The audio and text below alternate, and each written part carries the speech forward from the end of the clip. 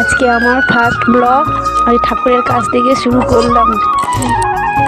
পুরো ব্লগটা দেখলেন বুঝতে পারবেন। ঘুম থেকে উঠে আমার বাবুকে একটু আদর করে নিলাম, বিছানাগুলো গুছিয়ে নিলাম, চাদর ভাঁজ করলাম, ব্রাশ করলাম। ব্রাশ করে একটু ব্যস্ত ছিলাম, আজকে একটু তাড়াতাড়ি একটু করেছি।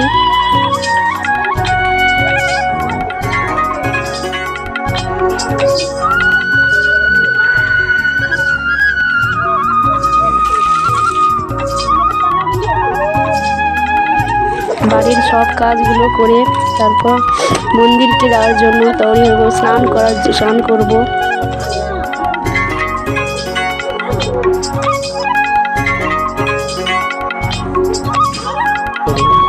ছেলে মেয়ে চা খাওয়ার জন্য বায়না করছিলাম, তারপর ছেলেকে আর মেয়েকে চা খাওয়ালাম।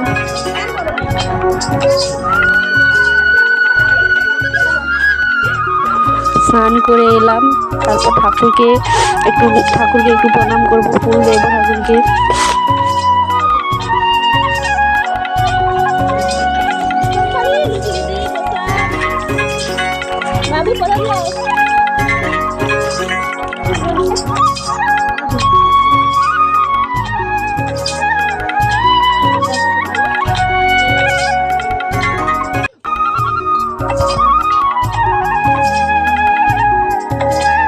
মন্দিরে যাওয়ার জন্য নিজে তৈরি হলাম।